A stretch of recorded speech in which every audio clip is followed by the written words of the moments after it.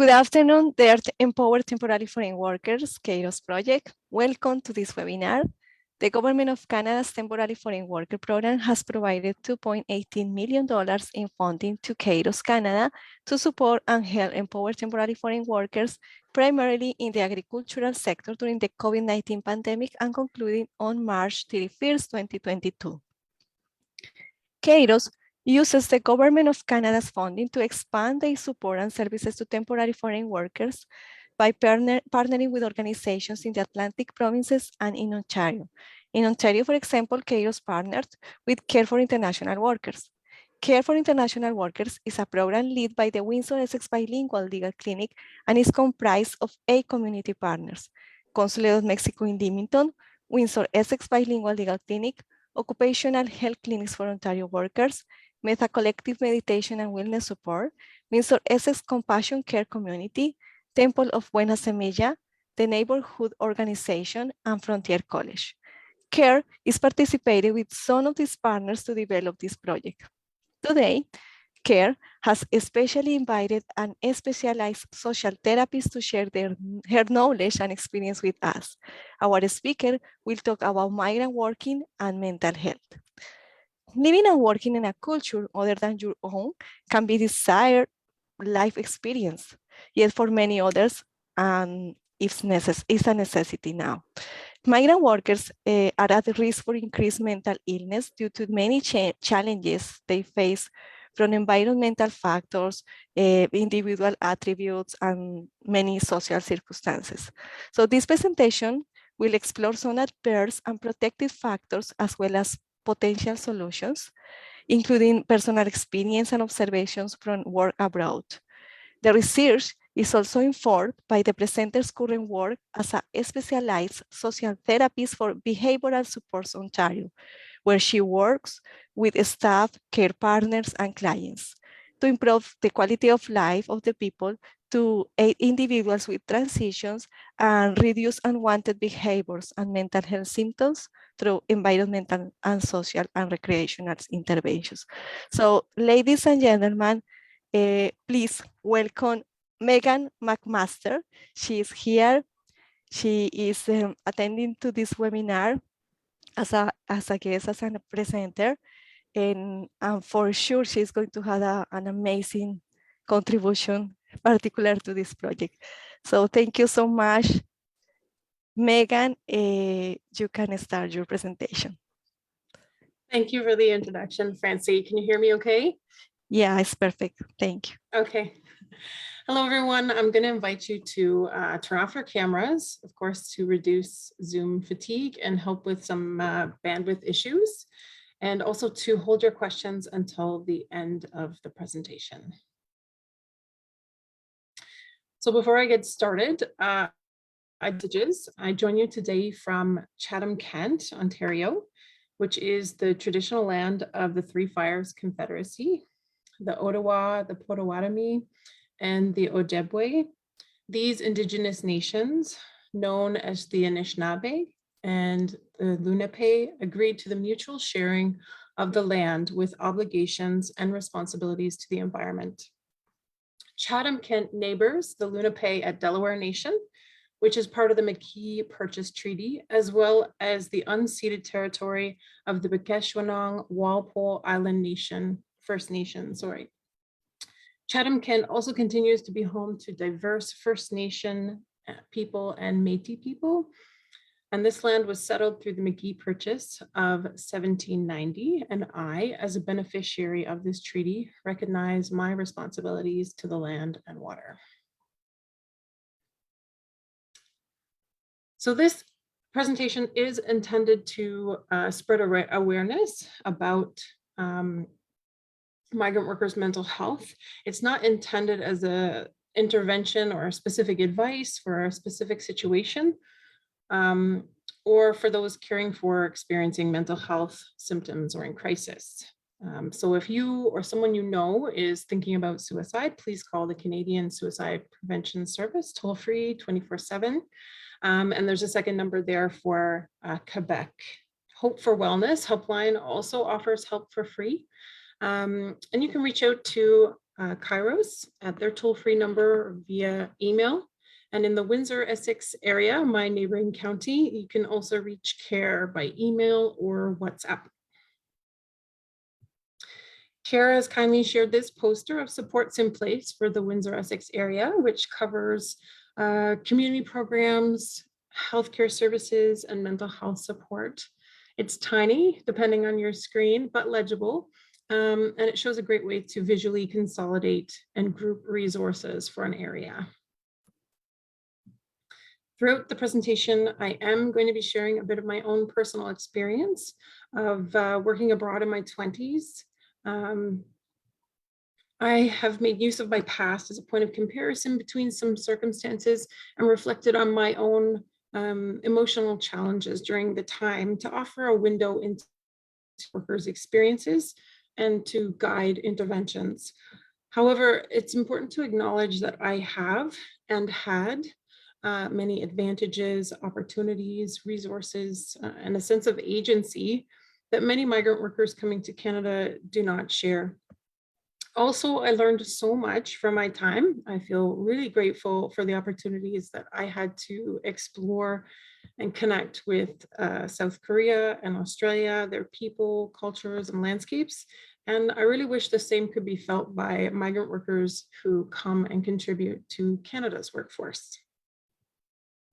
So with this goal in mind, I welcome those of you joining us today or watching this after the fact, whether from government, community partners, employers, supervisors, or migrant workers. I know that many of you are working with organizations and implementing strategies now to support migrant workers, and I would like to acknowledge your efforts. The following presentation has been created to share knowledge, and it's intended to reinforce your message, whether through added infrastructure, funding, a shift in approach. Change is necessary. And I hope you find a way to make things happen in big or small ways. Yeah. So the introduction that I have here is sort of, Francie has already covered it. That I'm going to be sharing some of my own personal stories, working in some personal stories of others who are coming to Canada to work, and that it's influenced by my own work where I look at environmental, social, and recreation interventions to help in transitions, life changes, to understand behaviors, and to reduce mental health symptoms. So what motivates a person to move to a Of course, many people would answer this differently. For me, it was an adventure that I was dying to start, and it made sense economically. I was living in my small town on the island of Newfoundland and working at a photography shop for a little more than minimum wage. My brother was already working in South Korea for a few years as an English teacher. And he convinced me that this was a great way to pay off my student loan and travel. And I convinced my significant other to come along and teach with me as well.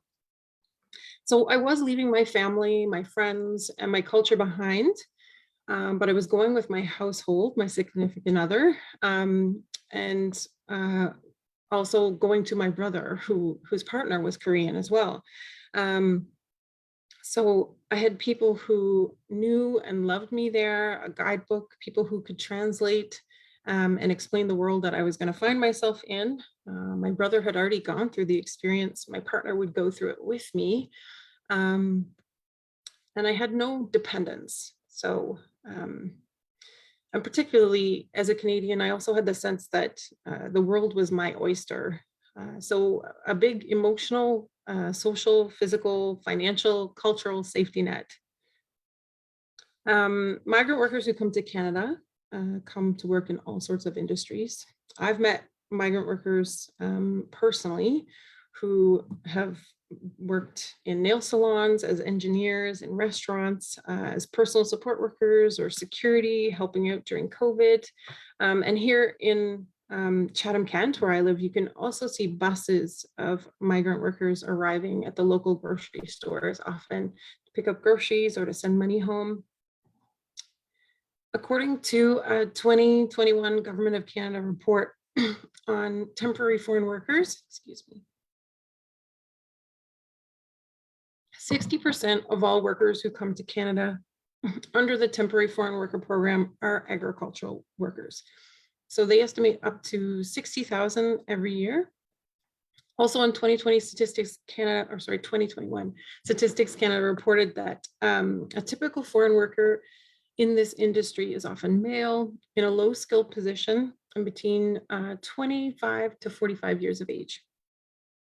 Most of Canada's farm labor shortages are filled by migrant workers from Mexico and Jamaica, the rest of the Caribbean and Guatemala. However, we also have workers from the Philippines, Thailand, Vietnam, Nicaragua, the United States, Ukraine, and many other countries too. Migrant workers tend to be parents, the breadwinners of their household. They may be supporting multiple households in their country as well. Do you think that reality meets expectations upon arrival in Canada? For myself, I was presented with a fairly realistic understanding of the work and living situation, a welcoming work environment, but despite this, it was a fairly intense transition. So I just want to invite those of you who are able to join us today to briefly share in the chat. Do you think that migrant workers' expectations of their life in Canada matches the reality upon arrival?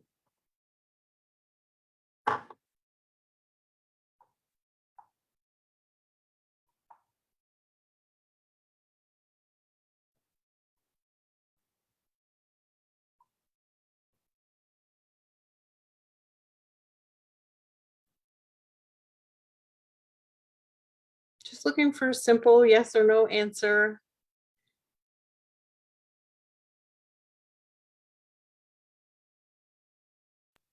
What was the question? Do you think that people, that their reality upon arrival in Canada matches their expectations? So this is Fanny Berkowski from the Center for Migrant Worker Solidarity. I don't think so. I think many workers, when they arrive to Canada, are not expecting long hours of work, especially the new ones. New to Canada, you're not expecting what they have to face. Thank you. I appreciate that. And I see in the chat also shared that, you know, some workers have been coming for many years, so they do understand what to expect because they're returning potentially even to the same roles. But COVID has introduced a new set of realities and worries about the unknown. But they also shared new workers may not be expecting what it's like, and maybe what housing is going to look like as well. And even when you have expectations, when you come and live in it, it can be entirely different. Francie, I see you raise your hand. Yes, Megan. Yeah, I would like to say that in my experience, most of the workers have the normal expressions of their concerns to came to a new country. So as everybody else, they feel afraid for a new country with a new language, alone, far from the families. You know, so sometimes they are more afraid to stay in a foreign or different countries, especially Canada. Canada has amazing benefits. It's an amazing country. But they don't feel that. They feel, I love Canada, and in Canada is giving my money to send money to my families in my countries. But sometimes they are afraid because the language, sometimes they don't feel integrated as a part of the community. Most of the partners here, we are trying for many years, trying to give them the confidence to be part of Canada, but it's not easy. I think they always are afraid for changes or for the most important, afraid because the language, the barrier language is a main aspect. Yeah, Thank you. I appreciate you sharing that. Yeah, thank you. the lack of me being able to speak Korean, arriving in Korea was a big barrier for myself, I must say, and it must be huge coming here as well. But I think even when it not just with language, just coming to Canada and living in a different way, it can be quite dramatic, quite a dramatic shift, transition. Thank you, everyone. So next I have a few minutes clip of Gabriel's story and his expectations, which is from the Kairos Migrant Workers Stories. And I'm gonna cut it off, but I'll share additional pieces of his story throughout the presentation as well. So we're crossing our fingers that this is going to play. Mhm.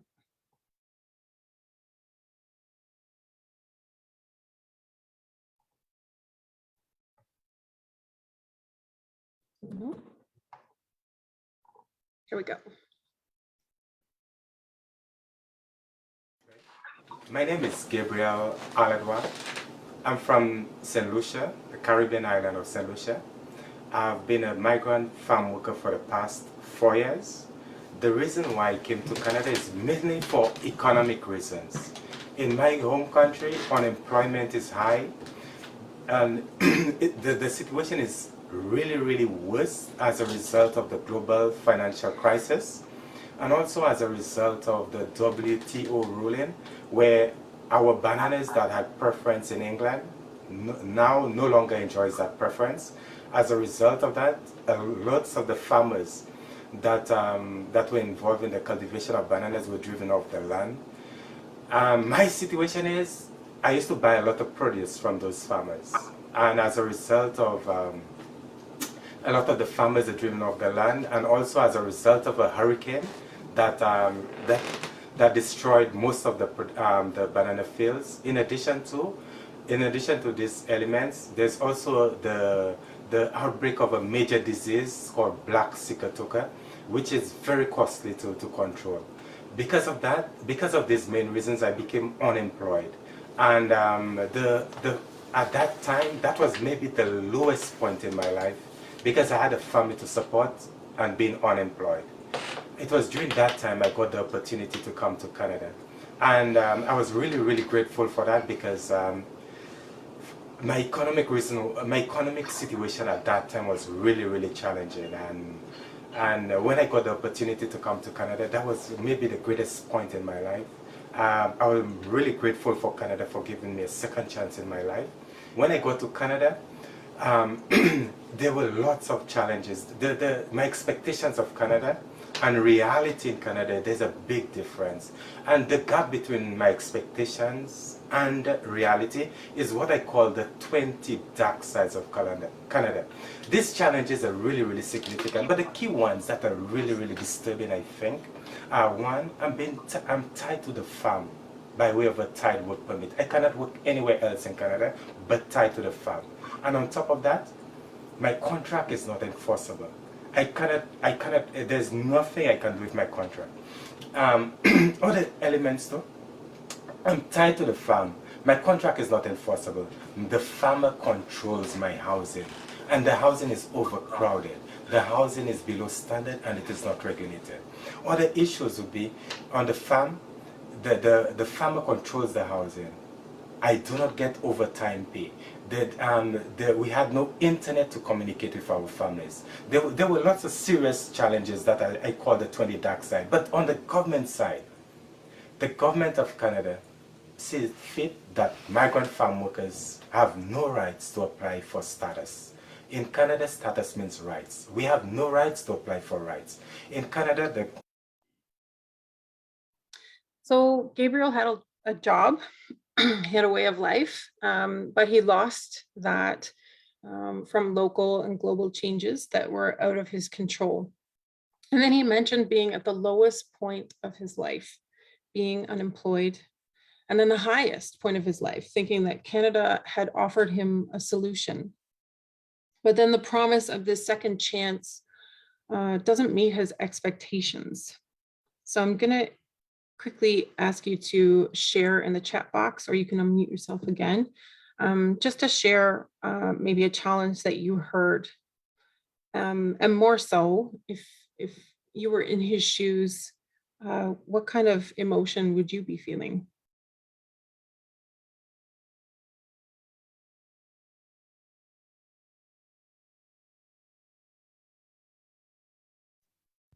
Yeah, Andrea, go ahead, Andrea. You want to share your comments?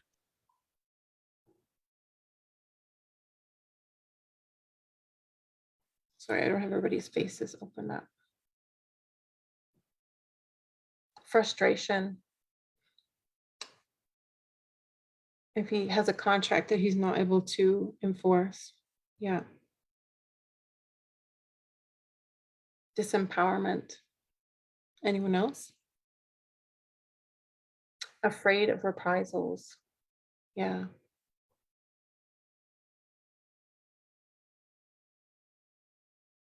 Thank you. Yeah, so he, expresses this lack of freedom as well, and feeling trapped, right? Being tied, being stuck with substandard housing and overcrowded, and feeling penalized by this contract as well, but needing to support his family. So when we have continuous difficult or negative feelings, it's often associated with mental health problems.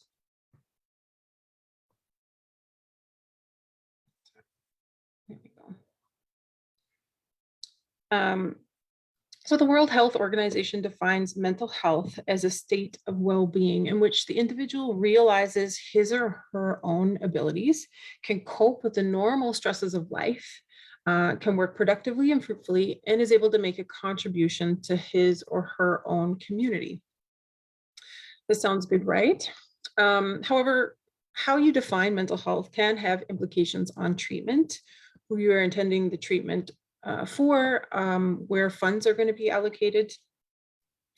In a 2015 article, Towards a New Definition of Health, Galdarisi and colleagues write that this definition is an improvement on what existed before, in that it's not just speaking of mental health as the absence of mental illness. However, according to them, within the WHO's definition and many others, there's a big focus on well-being or positive functioning and feelings. And absolutely, many studies show that positivity and subjective well-being are beneficial to your health and your longevity. Likely everyone listening today or listening to the recording has strived for happiness in their lives as well.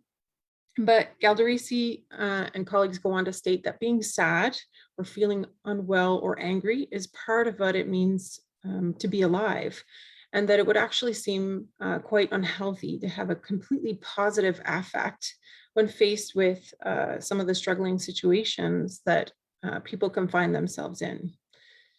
And yet mental health can often be idealized as this state of happiness that transcends the environment.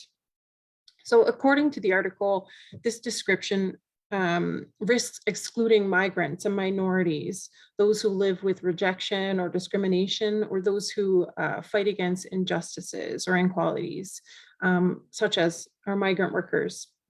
So a migrant worker like Gabriel could fit in with some of the WHO's definition, in that it seems like he knows what he's capable of if given the opportunity. He could cope with the stresses of everyday life if he had the privilege of what I might call an everyday problem. He works hard and is contributing both to Canada and St. Lucia's society. But are these check boxes indicating good mental health for him?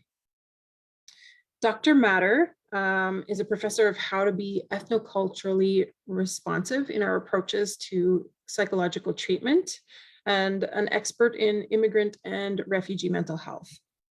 I found her on a podcast called Psychologists Off the Clock, where she discussed how there's often a focus within Western psychology that can ignore the context. So when we want to offer culturally competent care, it's important to assess the individual, their presenting symptoms, their culture, systemic racism, limited resources, and so on.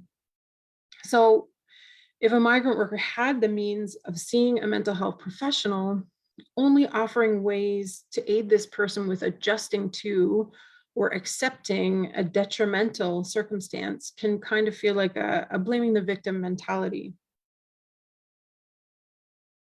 So therapy, such as a type of psychotherapy or counseling, should be accessible, and yes, can greatly benefit an individual or a group, particularly when offered with cultural humility.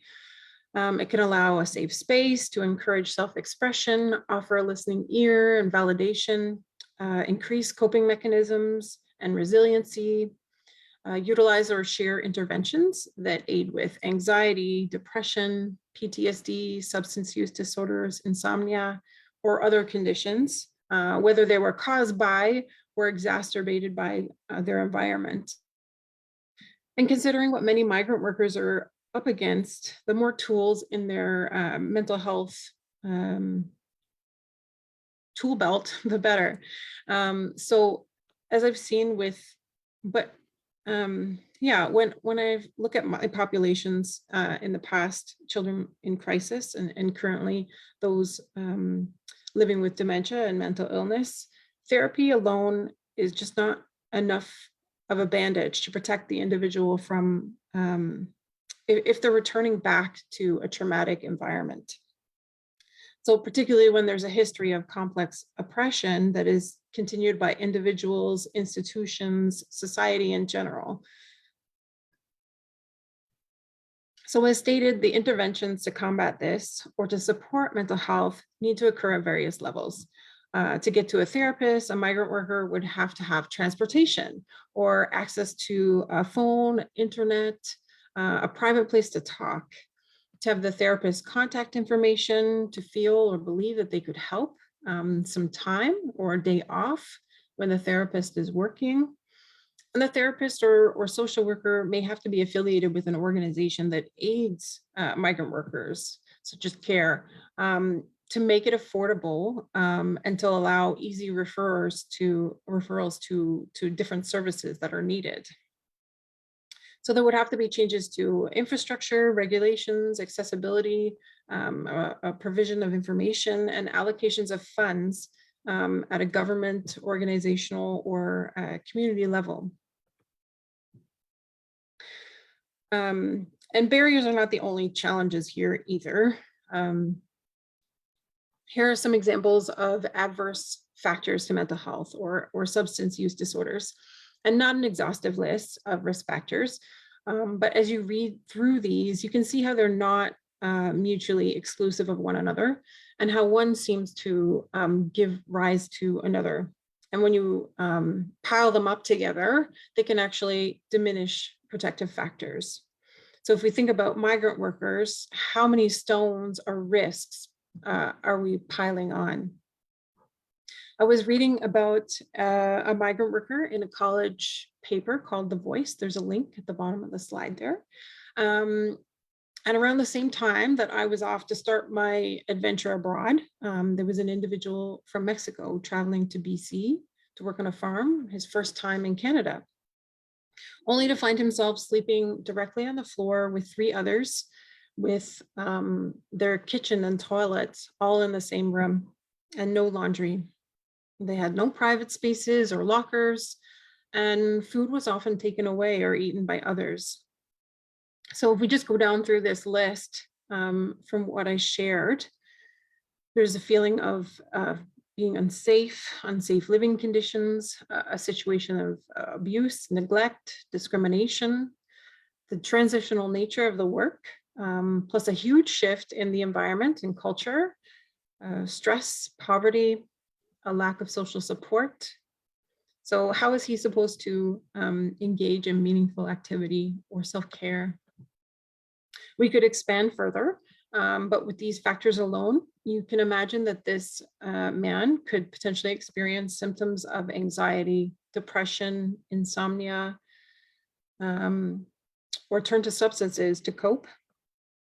And when you have situations of discrimination where the conscious or unconscious biases of people in control turn into harmful interactions or actions that create environments or systems, then you can see how these risk factors might be carried through generations or histories, so that minorities might start out with extra stones on the risk side.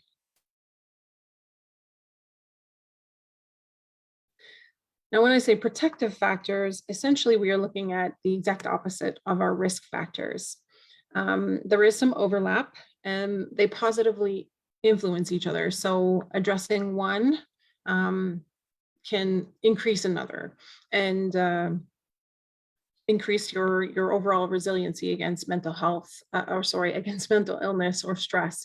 Primarily, I'm considering agricultural workers as I go through this because, as I mentioned, this is 60% of Canada's foreign workers, and it was roughly 30% of my working experience abroad. I picked 6 protective factors, kind of inspired by my own travels and what I was lived experiences that I was reading about or watching. Also things that I tend to focus on within my work. I do see some parallels in the population. So I've been working with individuals with dementia for over a decade now.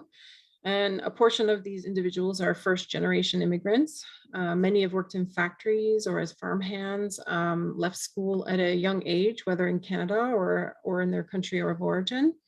And because of the nature of dementia, at times they may live in a reality that is merged with past traumas. They may be unaware of their rights, feel lack of control, lack of freedom. They may permanently forget English and revert back to their mother tongue. They might repeatedly find that they're living somewhere new, missing their past roles and their community. And COVID has also been extra tough on them. I'm sure you can see some commonalities here. So let's take a look at some protective factors and consider what interventions or supports are needed to reinforce these protective factors and thereby reduce the risk of mental illness and promote well-being or quality of life. For being physically well, having a bed that supports rest and recovery with blankets for warmth, a washer for clean sheets, windows to allow sunlight and fresh air, solid curtains to block out the light of greenhouses or bright lights for a better sleep.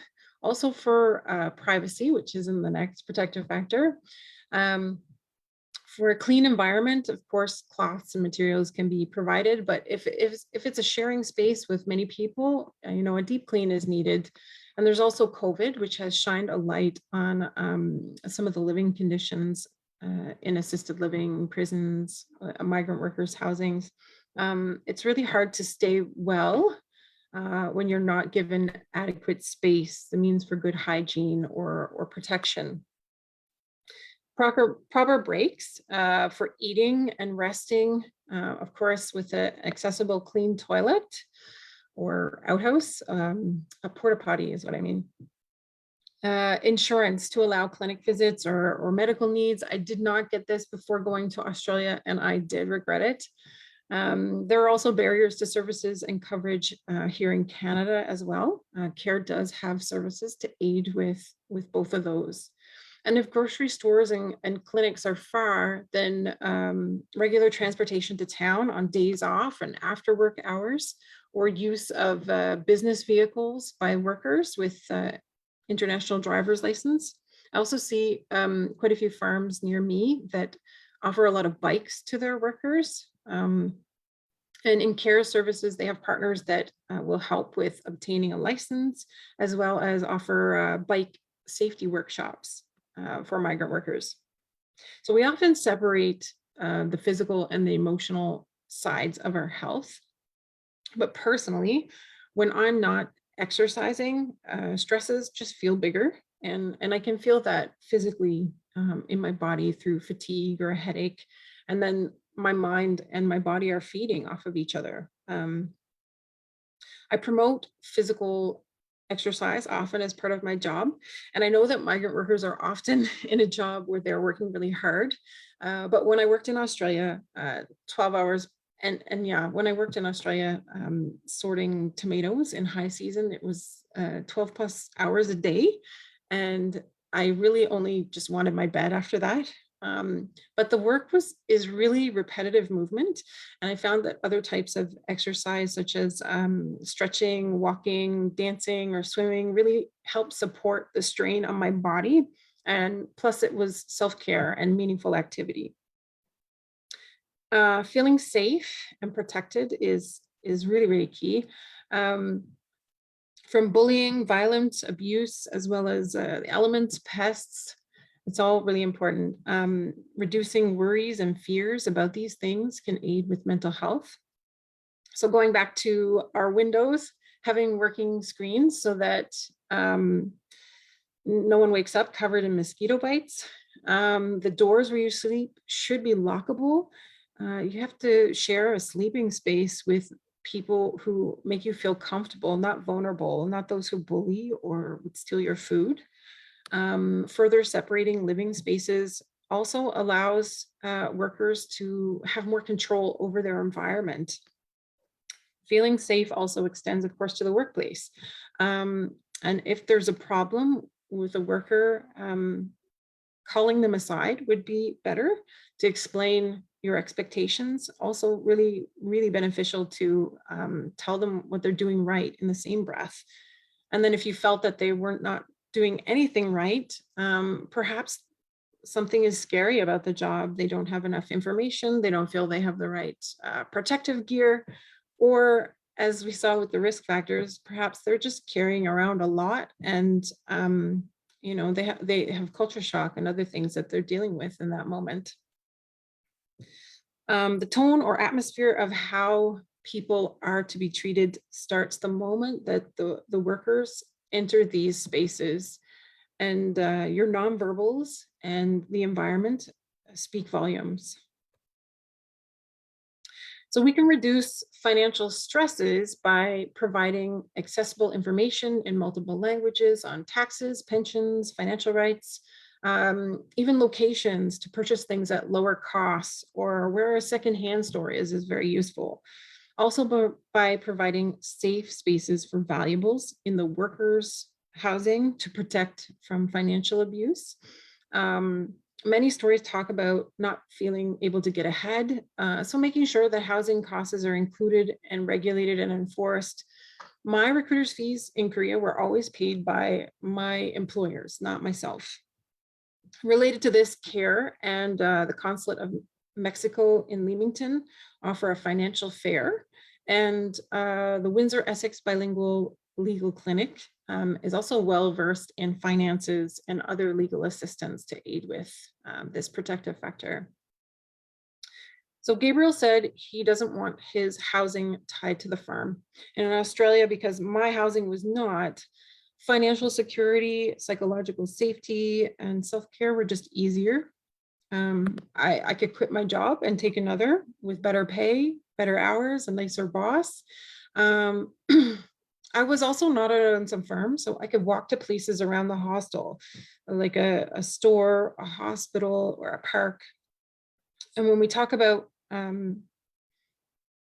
self-care, this is also in line with therapy. So it's beneficial, but the accessibility to people, materials, or spaces is not always there. And again, it is focused on the individual and what they can do.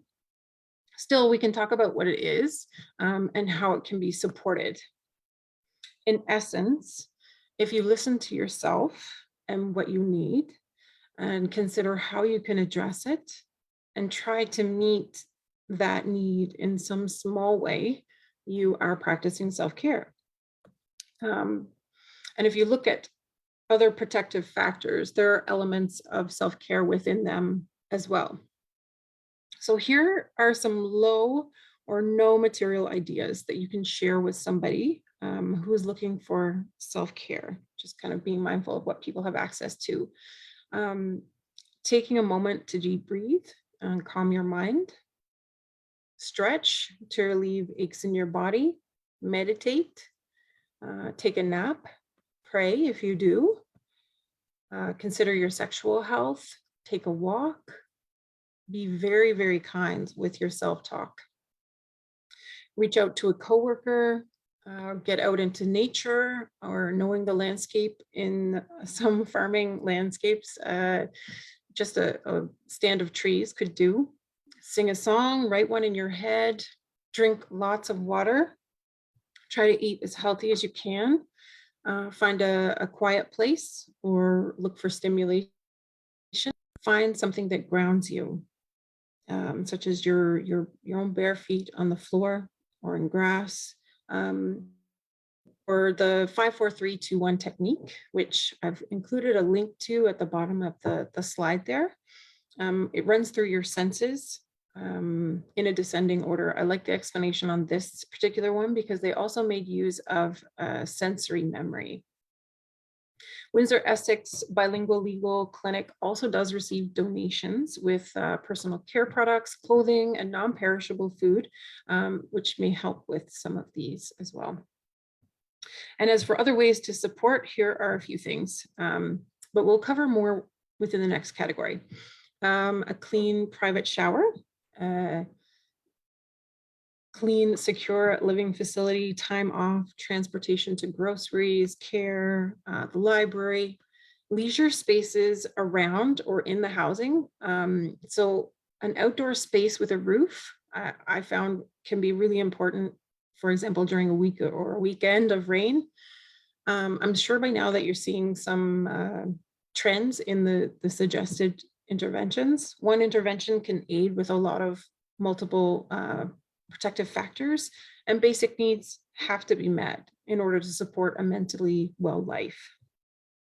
So before we go on to the last two protective factors, let's watch another clip from Gabriel's story so that we can relate some of our protective factors to a real person.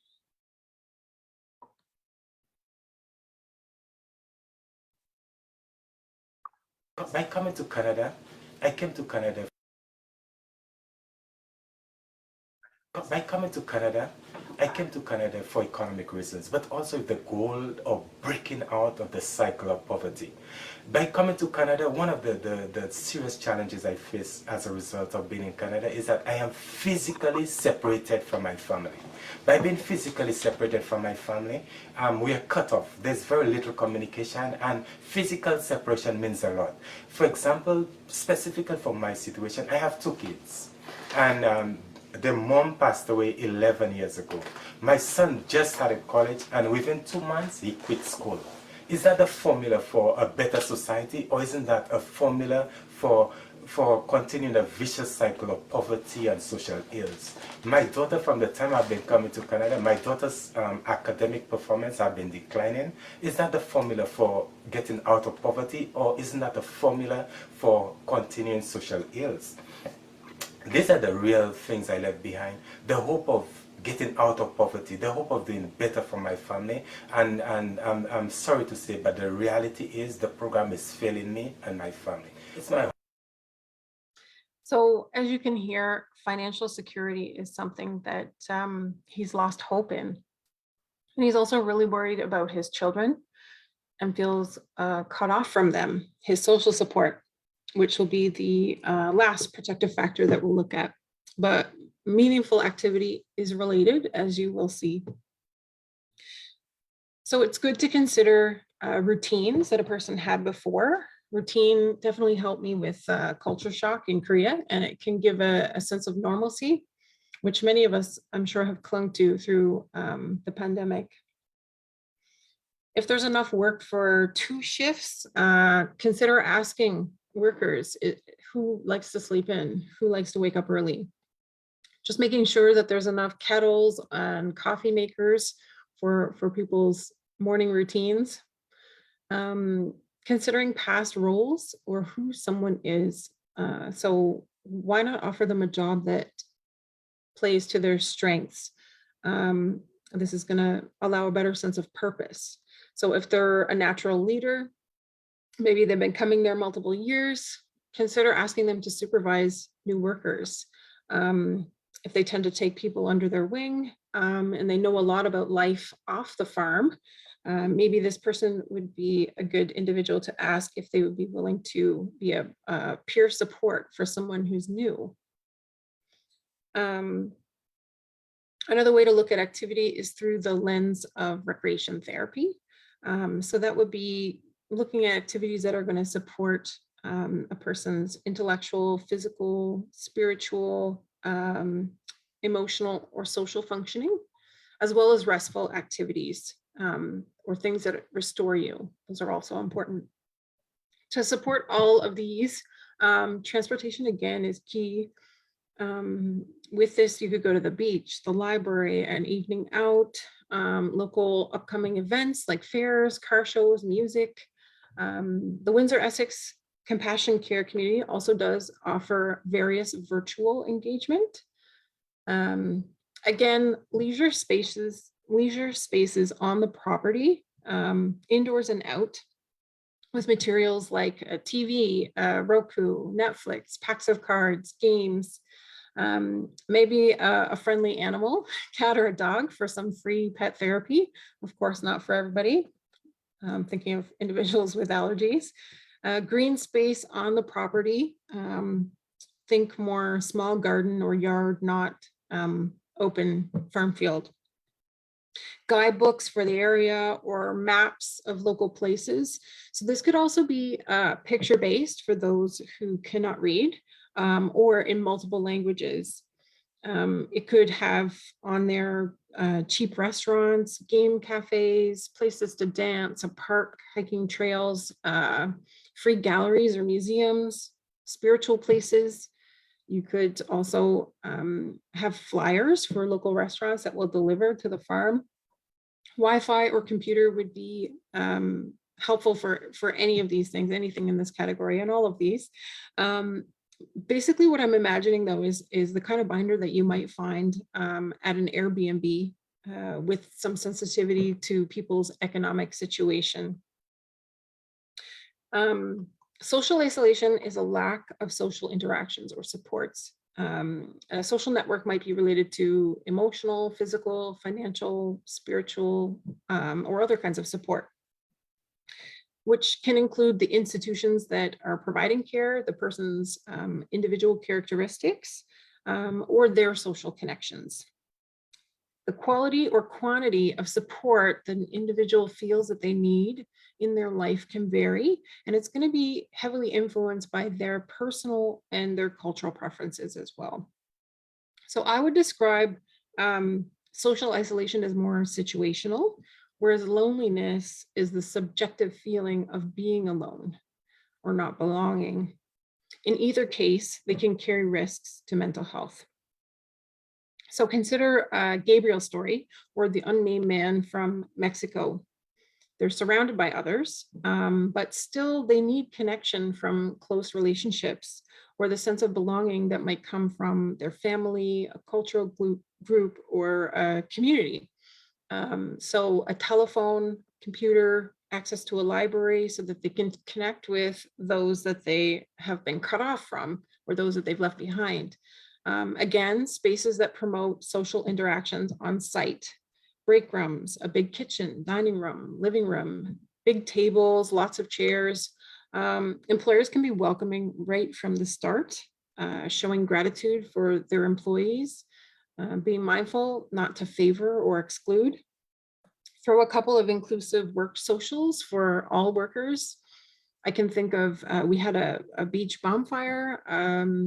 We had an end of season party where a hall was rented, or just simple pizza parties or an arranged outing together. But this would be a step above employers who are already providing the basics, such as learning someone's name and pronouncing it with care. In-person and virtual services through CARE are also available in Spanish. There is a link at the bottom for a Spanish poster from CARE. Language-specific posters like this one could be put up in a local grocery store or added to the Spanish version of this proposed Airbnb style welcome binder. Positive welcome with greetings, open inclusive interactions, as well as inviting spaces can decrease bullying and increase a sense of belonging. If most of your workers have a significant holiday that they celebrate, such as Ethiopian Christmas, consider giving them the day off for this, or a day off to attend a spiritual service or just to ground themselves. But again, transportation can be helpful for this, or is needed for this. Employers can also connect with others that might do outreach through organizations like CARE, spiritual leaders, pride organizations, or other volunteers. Just seeing someone come to the property might feel less isolating as well. Francie kindly shared a story about a migrant worker who was able to benefit from social supports through CARE. So he was unable to travel to the funeral of his father because of public health restrictions. His father had passed from COVID-19, and he mourned while working on the farm. He was unable to say goodbye and far from the support of his family. He was experiencing significant symptoms of low mood. And through CARE, he was able to participate in a talk given on health and wellness during the pandemic. And he was also able to participate in a meditation session, which he reported helped him to cope through this difficult time and helped him to draw strength to continue. As we're drawing to the end, I would like to hear or to play one last clip from Gabriel.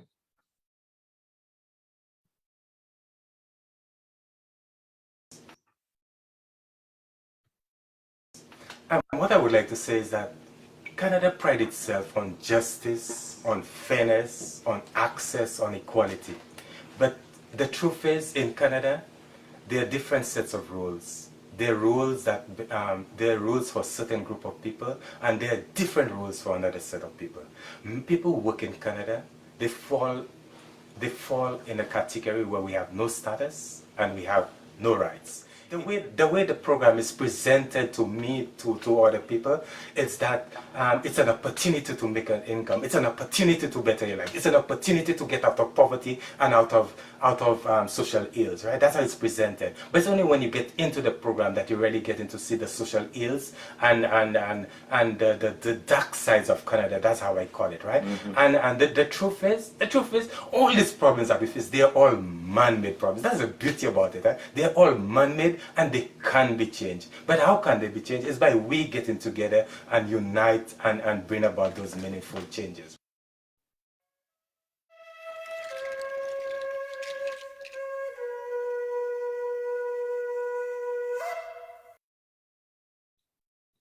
So as Canadians, we benefit from the hard work of many migrant workers. Mentally well workers can mean a positive atmosphere and an investment in productivity. And they deserve to have their psychological safety needs addressed as well. When it comes to mental health, they have many adverse factors and increased risk for mental illness, including barriers to care, isolation, unenforced rights, racism, a lack of control, and so on. For things you're already supporting, again, I hope this presentation serves to promote what you're doing and encourages you to take a moment to celebrate a success. I would also like to ask those of you watching this to consider the shared interventions and commit to one way that you could support because of the position that you hold, the connections that you have, the policies that you help to create, or something that you can do on a personal level.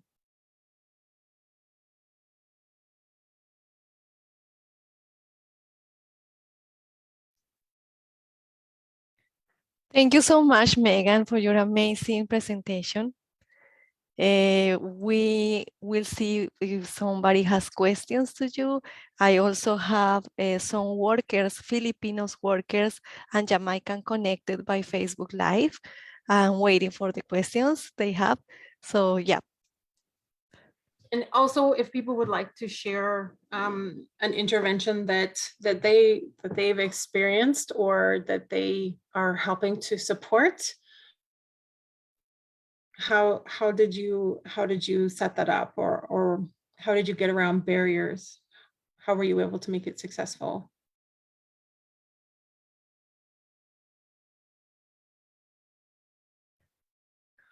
Okay, Eduardo is saying great presentation. Lucy say thank you so much, Megan.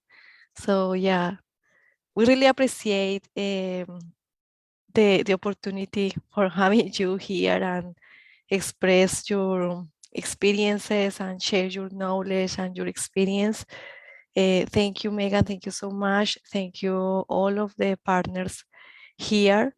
Thank you for the Filipinos and Jamaican that are on Facebook Live. And Andrea, thank you. Andrea is saying thank you. And yeah, I hope you had a great day.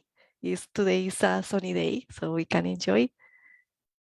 Eduardo say interventions included trying to map out mental health protected groups and support and sharing with workers. Yes.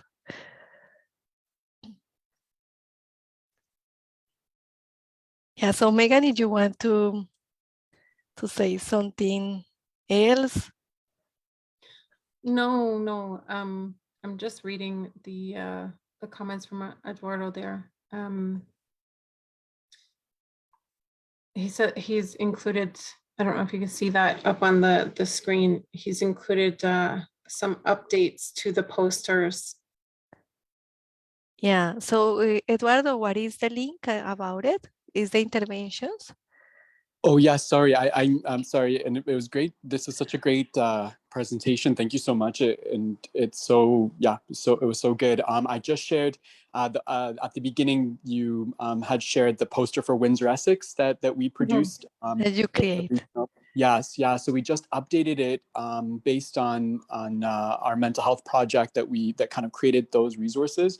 We interviewed about 26 workers, and kind of listening to a bit more of their concerns, we added some more information to the posters. So I just put the link to the updated posters that we're sharing.